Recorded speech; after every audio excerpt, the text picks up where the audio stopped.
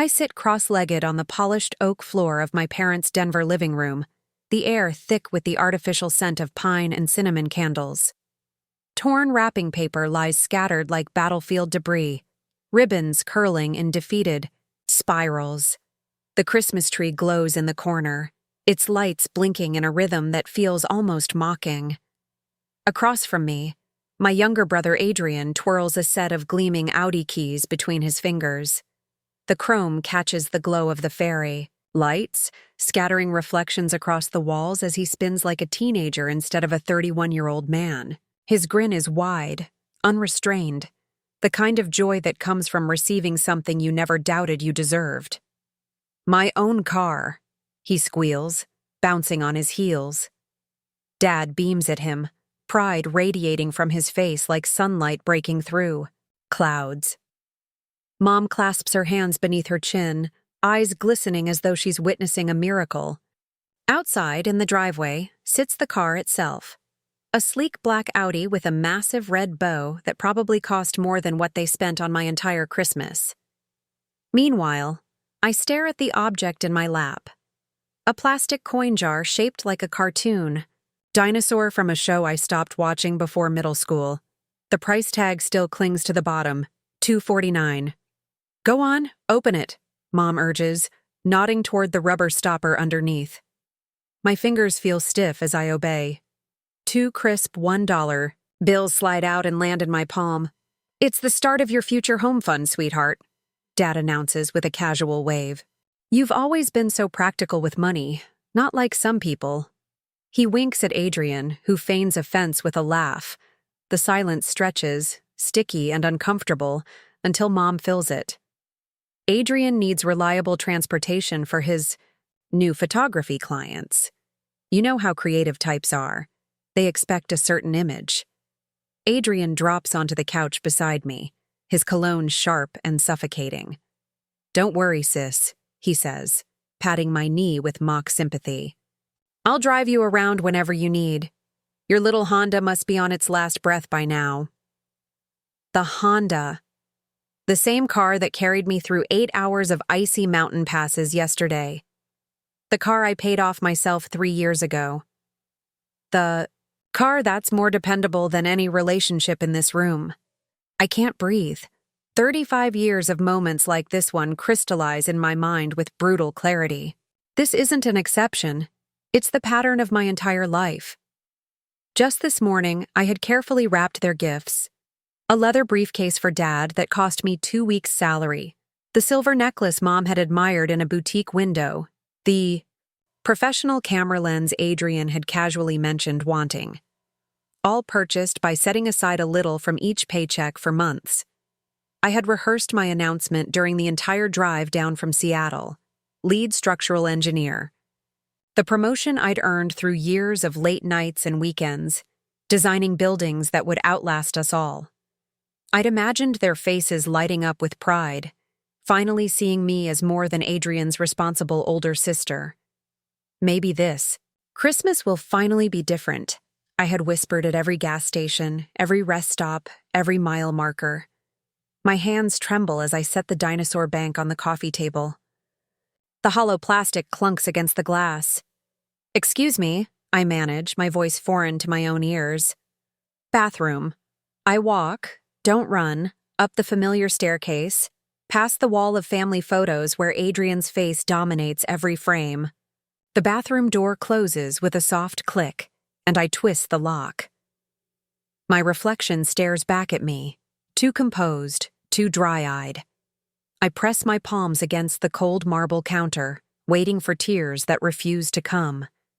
Instead, the pressure builds, in my chest, like concrete hardening around my lungs. People talk about heartbreak like it's abstract. It isn't. I feel each chamber of my heart contracting painfully, blood struggling to push through narrowing vessels. My sternum aches as though someone has pressed a knee against it. So this is what dying feels like, I think. Not dramatic, just diminishing. The night stretches endlessly as I lie awake in my childhood bedroom, listening to Adrian's laughter from downstairs as he and my parents plan his first road trip in the new car. At 2:17 a.m., I finally sit up. I pack quickly, taking only what matters: the faded stuffed bear my grandmother gave me, the photo album from college, the small wooden box containing my first professional blueprint. The expensive gifts I'd given them stay where they are. They were never about gratitude anyway. The house is silent as I carry my suitcase down the stairs. My house key lies cold in my palm for a moment before I place it on the kitchen counter beside the coffee maker that will brew in 3 hours. They have made their choice. Now I'm making mine. Streetlights blur into watery halos as I navigate. Empty highways. The dashboard clock reads 3:42 a.m., Christmas morning. My windshield wipers battle against thickening snow, while the radio hums with static. I twist the volume knob until silence fills the car. "Have yourself a merry little Christmas," I whisper to the empty passenger seat, my voice breaking on the word merry. The irony burns like acid. Through Denver's southern outskirts, my Honda's heater struggles against the December chill. 7 years old with 200,000 miles. This car carried me through college, first jobs, promotions. It never complained about mountain passes or tight parking spots. Unlike the gleaming Audi sitting in my parents' driveway with its ridiculous red bow, my car earned its place in my life. Around 6, my phone buzzes against the center console. Mom's face lights up the screen. Not, "Are you safe?" Not, "Please come home." Just, "Did you remember to pay the electric bill for the cabin before you left Seattle?" The cabin they bought for weekend getaways. The cabin Adrian uses for Instagram photo shoots. A semi-truck passes, spraying slush across my windshield. For 3 terrifying seconds, I drive blind until the wipers clear enough space to see. My hands shake against the steering wheel as memories flood faster than the wipers can clear them away. 5th birthday. Adrian's pirate-themed party with professional decorations, pony rides, and a 3-tier cake shaped like a ship. 30. Neighborhood kids in paper hats. My celebration the following year. Grocery store sheet cake, 2 friends from kindergarten, party supplies from the dollar bin. "Your brother needs the social stimulation," Dad explained when I asked why. "You're more independent." Independent. Their code for you don't. Need us high school graduation, valedictorian, my carefully crafted speech about persistence and dreams, empty seats in the family section because Adrian's soccer team had an away game. "We'll watch the recording," Mom promised. The VHS tape sat unwrapped on my dresser until I left for college.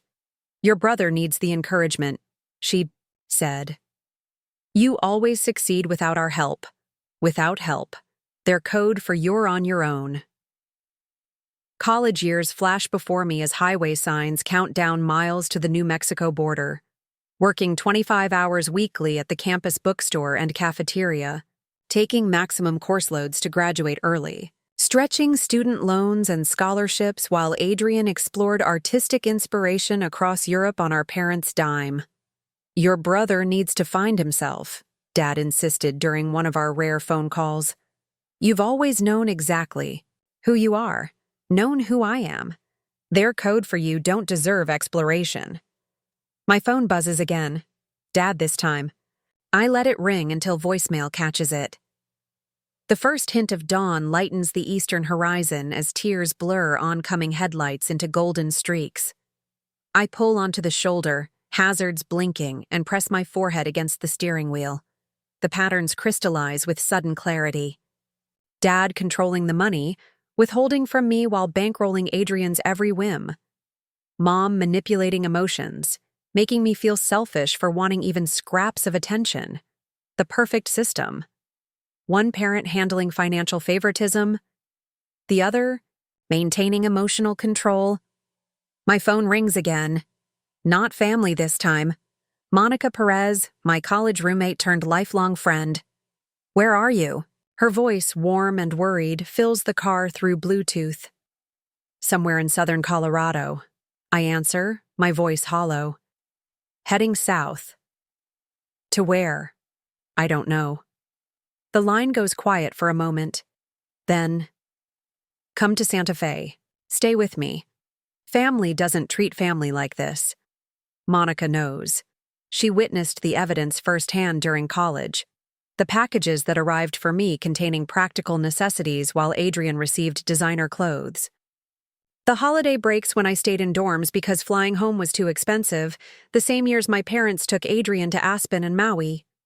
I can't impose. Stop. Monica's voice turns firm. You've spent your whole life being the helper. Let someone help you for once. The words crack something open inside me. Help. Such a simple concept, yet foreign to my experience. In my family, help flows one direction. Toward Adrian. Toward my parents. Never toward me. Okay, I whisper, surprising myself. Text me your location every hour. Drive safe. I'm making up the guest room. The call ends. I ease back. Onto the highway, wipers clearing fresh snow. For the first time since leaving Denver, my shoulders lower slightly from their defensive hunch. By 7:30 a.m., I cross into New Mexico. The welcome sign gleams in early sunlight. My phone screen shows 17 missed calls, 32 text messages. With deliberate motions, I turn off notifications from Mom, Dad, and Adrian. The silence feels weightier than any accusation. My stomach growls, reminding me I haven't eaten since yesterday's Christmas Eve dinner. A small roadside diner appears ahead, its neon open sign a beacon in the morning light. Inside, the warmth envelops me like an embrace. Coffee-scented air and the sizzle of breakfast on a distant grill. An older waitress with silver-streaked hair approaches with a coffee pot. Rough night? She asks, filling a mug without waiting for my answer. Her name tag reads, Gloria. Rough life, I mutter, then feel immediately embarrassed by the melodrama. Gloria doesn't flinch. Honey, I've been serving coffee for 40 years. I know heartbreak when I see it. Family or boyfriend? Family. She nods, sliding a menu toward me. Blood makes you related. Love and respect make you family. Her weathered hand rests briefly on mine. The special's good today, comes with extra bacon. I order the special and wrap my hands around the coffee mug. Gloria's words echo as I watch snowflakes dissolve against the window glass. Blood makes you related. Love and respect make you family. For 35 years, I've been related to the Callahan family. Perhaps it's time to find out what being part of a real family feels like. The guest room in Monica's Adobe-style house smells faintly of sage and cedar, the kind of grounding scent that makes me feel like I've stepped into a sanctuary. The terracotta walls catch the morning light, warming the space in ways my Seattle apartment never did.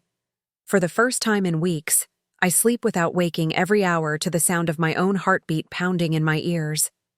When I finally stir, Monica is already in the kitchen, humming to herself as she flips pancakes. Her dark curls are tied back messily, flour dusting her cheek like war paint. You look like you've been through a war, she says, sliding a plate toward me. I have. I reply, my voice hoarse. She doesn't press. That's the thing about Monica. She knows when silence is the only kindness. The first week in Santa Fe feels like stepping into a parallel universe. My phone vibrates constantly with calls and texts from my parents and Adrian, but I silence them all. At first, the guilt gnaws at me, sharp and insistent, but each day, the noise dulls. By the second week, the messages shift from confusion to concern, then to anger. Iris Elizabeth Callahan, Dad's voicemail thunders one morning. If you don't return that car immediately, I'll report it stolen. This childish behavior has gone on long enough.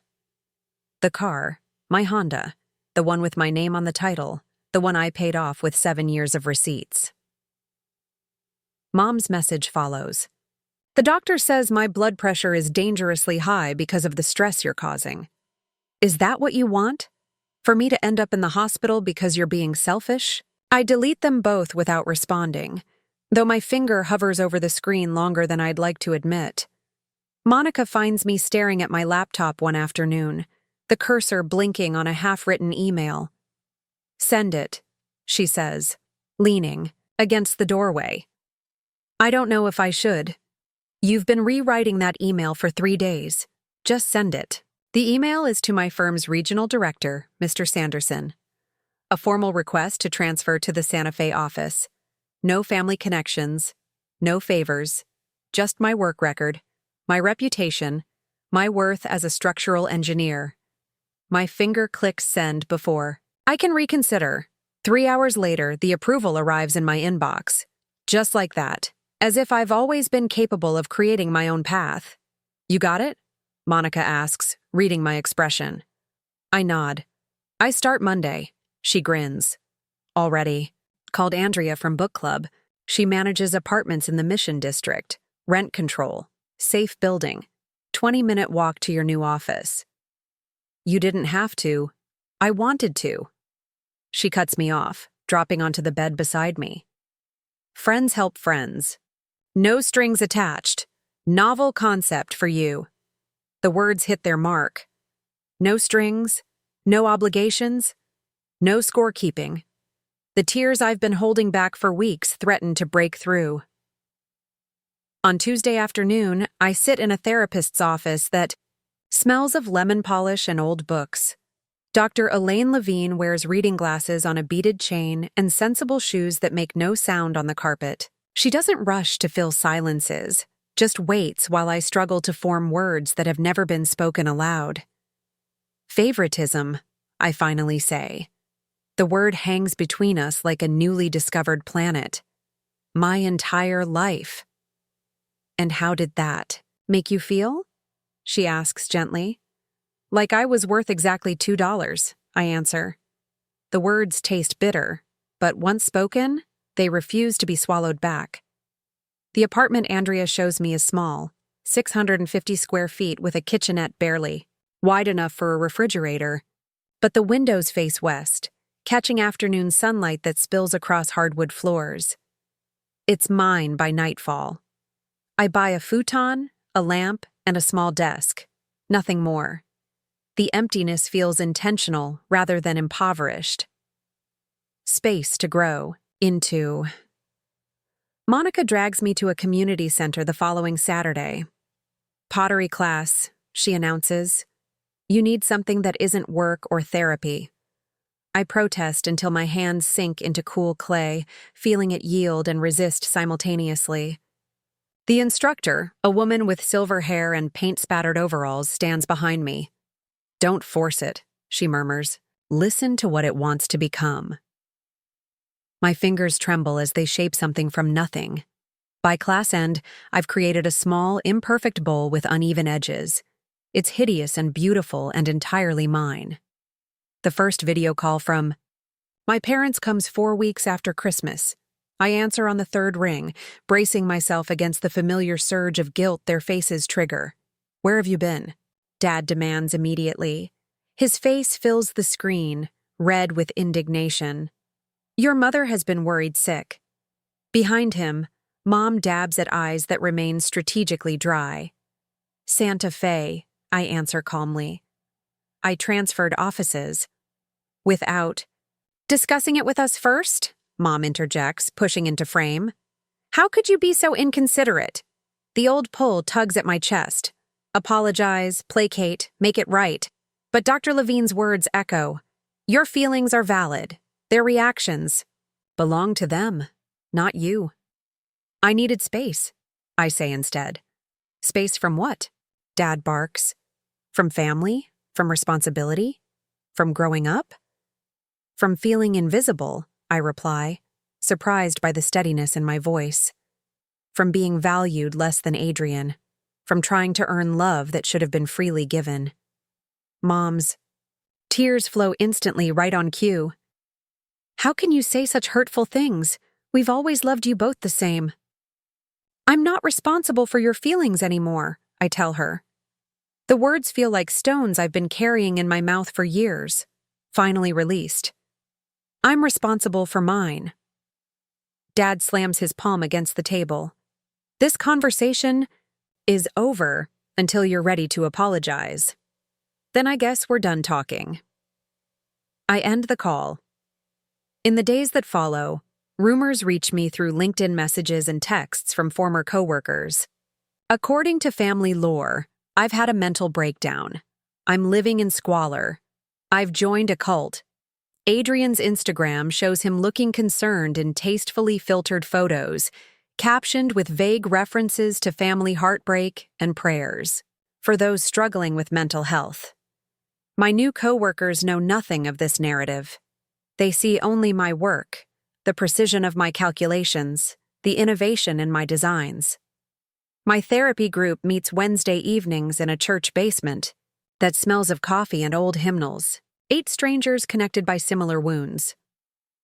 Family doesn't get a pass just because they're family, says Raymond, a 60-year-old accountant who hasn't spoken to his brother in 20 years. Love without respect isn't love. It's possession. The words settle in my chest like truth. 6 months after Christmas, my apartment has transformed. Pottery lines the windowsills, each piece more refined than the last. A proper bed has replaced the futon. The promotion to senior project manager came with a raise that ended any lingering financial anxiety. On my bookshelf sits the plastic dinosaur bank. I've filled it with crisp $2 bills, one for each week of freedom. Not as punishment, but as a reminder. Sometimes the smallest betrayals reveal the largest truths. The first holiday season approaches with both dread and relief. No presents to buy that won't be appreciated. No performances to maintain. No diminishment to endure. Just me, in a space I've created, becoming someone I'm finally learning to value, worth far more than $2. The ivory envelope sits on my kitchen counter like a landmine. For 3 days I've avoided touching it, as though the calligraphy on its surface might detonate if I look too closely. Cousin Vanessa and Daniel, together forever. Inside, the invitation is elegant, embossed with gold foil. My name is written. In swooping script, Iris Callahan. No +1, just me, expected to return to the fold unaccompanied, as though nothing has changed. Dr. Levine leans forward in her chair when I bring it up during therapy. So what are you thinking? I trace the brass tacks along the armrest, counting them one by one. I'm going. Her eyebrows rise slightly. That's a change from last week. On my terms, I add quickly. I've booked a room. At the Hilton, 4 blocks from the venue. Dad called twice, insisting I stay at their rental house with everyone. I let it go to voicemail. And what did you say? Nothing. The boundary is the message. 7 months of therapy has taught me the vocabulary of self-protection. 7 months since I walked out of my parents' Denver home, leaving nothing but a note and a lifetime of resentment behind. 7 months of therapy has taught me the vocabulary of self-protection. 7 months since I walked out of my parents' Denver home, leaving nothing but a note and a lifetime of resentment behind. Chelsea's texts arrive daily in the week leading up to the wedding. Can't wait to see you next weekend. We need sister time before the madness. I'll save you a seat at the rehearsal dinner. Don't be late, okay? I slide my phone back into my purse without responding. Dr. Levine notices. Your sister again? Suddenly, we're best friends. I laugh, but it comes out hollow. She never texted this much when we lived in the same city. What do you think she wants? A ride from the airport? Money? The old Iris who carried her emotional baggage along with her actual luggage. I run my fingers across the midnight blue silk swatch in my lap, the fabric for the dress I've commissioned. 3 fittings to ensure it hangs perfectly from my shoulders, skimming my curves without apology. The color of power, not reconciliation. The flying monkeys arrive next. Uncle Pete calls to remind me that families need to stick together. Aunt Judith emails about forgiveness being divine. Even Vanessa's fiancé sends a Facebook message, urging me to let bygones be bygones for the sake of love. They're coordinating. Before therapy, I would have said fine, always fine. Instead, I trace the physical truth of my emotions, the tightness in my throat, the cold sweat along my hairline, the tremor in my fingers. Terrified, I admit to Dr. Levine. But also, ready. Friday arrives with San Francisco fog that burns away as my plane takes off. The clouds part somewhere over Colorado, revealing the jagged landscape of my childhood. My heartbeat quickens as we descend into Denver. The rehearsal dinner glows golden against the twilight sky. I stand on the sidewalk, touching the smooth stone pendant Monica gave me before I left. Strength isn't about not feeling fear, she'd said. It's about feeling it and walking forward anyway. I straighten my shoulders and pull open the heavy wooden door. Conversations halt mid-sentence. Heads turn. My mother's hand flies to her throat. My father's drink pauses halfway to his lips. I've changed. The Iris who fled at Christmas was a shadow. This woman in tailored black pants, emerald silk blouse, and heels that announce each step with authority is solid, present. The diamond studs in my ears catch the light as I scan the room, nodding acknowledgments without rushing toward anyone. Chelsea approaches first, arms outstretched. Something is different. The designer watch is gone. The highlights in her hair have grown out. Her smile seems strained rather than entitled. "You look amazing," she says, embracing me briefly. "Thank you." I step back, maintaining the space between us. "How's the Audi treating you?" Her eyes darted away. I had to trade it in. Got a Honda. More practical, you know? Beyond her shoulder, I spot my parents huddled with Aunt Martha. Mother dabs at her eyes with a cocktail napkin. Father's shoulders slump forward in a posture I've never seen before. Cousin Tara appears at my elbow, vodka tonic in hand. "God, am I glad you're here," she whispers. "You wouldn't believe the drama since Christmas. Oh, your parents are selling the house. Medical bills, they say, but everyone knows they've been floating Adrian for years. Reality finally caught up." Before I can respond, a waiter circulates with champagne. I take a glass, watching the bubbles rise and burst against the surface. Just like the family stories, what rises eventually pops. Uncle Simon clasps my hand. "You're looking well, Iris. That job in Santa Fe must agree with you."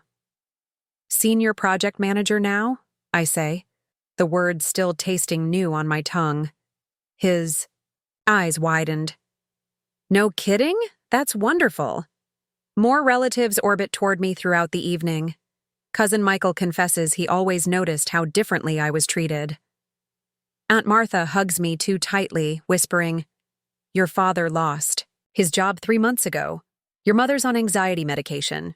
I absorb each revelation with the strange detachment of someone watching waves break against a shore from higher ground. My father corners me during cocktail hour, bourbon heavy on his breath. "Family sticks together, Iris. No matter what." "Does it, Dad?" I meet his gaze without flinching. "Or do some family members stick together while others get pushed aside?" His face reddens. "We've always supported you. $2 in a piggy bank." The words come out softer than I expect, but they land with precision.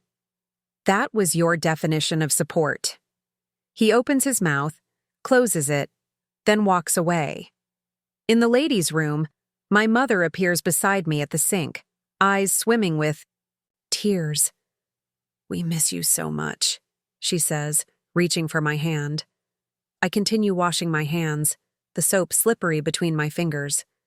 "I miss who I thought you were, too." The next day, the library door feels heavier than physics should allow. As I push it open, Mom sits ramrod straight in a high-backed chair, tissues already clutched in her hand. Dad paces by the fireplace, movements sharp and contained. Chelsea stands by the window, her dress expensive, but her eyes tired.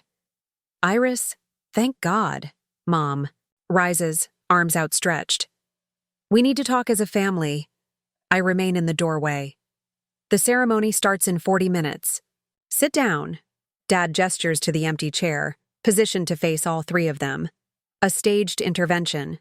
I close the door behind me but don't move toward the chair. I'm listening. Chelsea steps forward.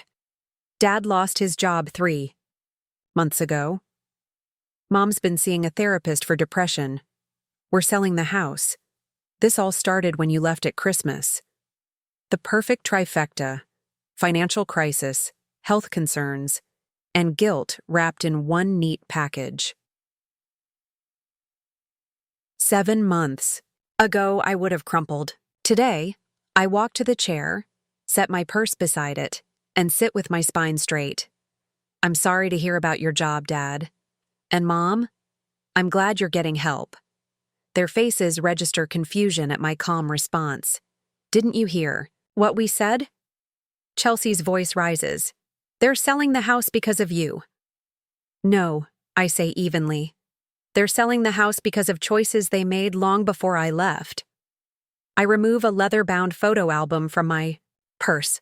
I brought something to show you. Mom frowns. We don't have time for... You called this meeting, so we have time. The first page shows 2 birthday parties side by side. Adrian's elaborate pirate theme with hired entertainers, and my party the same year with a grocery store cake at the kitchen table.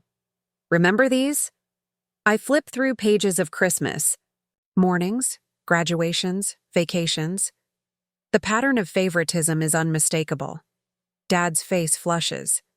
This is ridiculous. We always treated you equally. I pull out a folder of bank statements. My student loans. $67,000 I'm still paying. Adrian's education, fully funded, including his year in Europe. Chelsea shifts uncomfortably. That's not fair. You chose engineering. It was my passion, I correct. Just like art was yours. The difference is, my passion wasn't considered worth investing in. Mom rises, hands trembling. We didn't have the money when you went to college. Things were different by the time I learned everything about your financial records years ago. I cut her off. Dad's promotion came when I was 16. The inheritance from Grandma arrived before my freshman year. You had the money. You chose not to spend it on me. The room grows quiet. We always knew you'd be fine, Dad finally says, his defensiveness cracking. You were always so capable. There it is, the truth behind decades of disparity. Being capable doesn't mean I deserved less love, I say, my voice steady. Being responsible didn't mean I should carry everyone else's burdens. Mom collapses into genuine, not manipulative tears. We never meant to hurt you. Intent doesn't erase impact. I reach into my purse one final time. The plastic dinosaur bank makes a hollow sound as I place it on the coffee table. I remove the rubber stopper. Dozens of crisp $2 bills spill out, unusual currency that catches the eye. I've saved a $2 bill for every week since Christmas, I explain. This isn't about money, it's about what you thought I was worth. Chelsea picks up one of the bills, turning it over in her fingers. I never realized how it looked from your side, she whispers. They never taught me to stand on my own. I don't want apologies, I say, standing. I want change. I'll consider reconciliation under 2 conditions: family therapy and respect for my boundaries. Dad opens his mouth to argue, but Mom places her hand on his arm. We'll do it, she says, surprising us all. Whatever it takes. I gather my evidence and the piggy bank, but leave its contents on the table. That's yours to keep. A reminder of what happens when you value one child over another. As I step into the hallway, my back straight and heart lighter than it's been in months, I hear Chelsea whisper to our parents, "She's different now." She's right. 1 year later, sunlight spills across the hardwood floors of my Santa Fe apartment as friends gather around a table that actually belongs to me. The scent of rosemary and sage from the roasting turkey mingles with laughter. Real laughter, not the strained kind that used to echo through my parents' house. To Iris, Monica raises her glass, her curls catching the light. Who builds bridges better than anyone I know, both at work and in life? My cheeks warm at the toast. Elliot, the environmental engineer I met 6 months ago, adds, and to Senior Project Manager Callahan, whose team finished the Richardson Tower project. 2 weeks ahead of schedule. His fingers brush mine under the table, steady and sure. The kitchen timer chimes, saving me from having to acknowledge their praise. Some changes take longer than others. Need help? Elliot asks, following me into the kitchen. I've got it, I say automatically. Then I catch myself, remembering Dr. Levine's gentle challenge. Accepting help doesn't diminish your strength. Actually, could you carve the turkey? I never learned how. My phone vibrates with a video call from Chelsea. Monthly calls, a boundary we established after the wedding confrontation. Merry Christmas, she says, her apartment visible behind her. Smaller than mine. No designer furniture, no luxury car. Working 2 jobs. Has given her a new perspective, along with the shadows under her eyes. You look happy, she says softly. Your place looks beautiful. It feels like home. I angle the camera to show my pottery studio in the spare bedroom. Once formless clay now shaped into bowls and vases that line the shelves. How are Mom and Dad? I ask. Dad's 90 days sober today. He wanted me to tell you. The AA meetings are helping. He's different when he's not drinking. I nod, not ready to fully process that revelation. And Mom? Still volunteering at the community center. She wanted to join the call but had an emergency food drive. Chelsea pauses. They ask about you, not in the old way, though. We talk a few more minutes before saying goodbye. Later, when everyone has gone and Elliot helps with the last dishes, I step onto my balcony. Santa Fe's night sky stretches before me, stars scattered like promises. Worth isn't something you earn through usefulness. It's something you claim by knowing what you will and won't accept. Elliot wraps a blanket around my shoulders. Deep thoughts? Just grateful, I answer, leaning into his warmth. Sometimes the greatest gift is realizing what you won't accept anymore. Through the window, the dinosaur bank sits on my mantel, no longer a symbol of what I lacked, but of what I found, the courage to value myself first,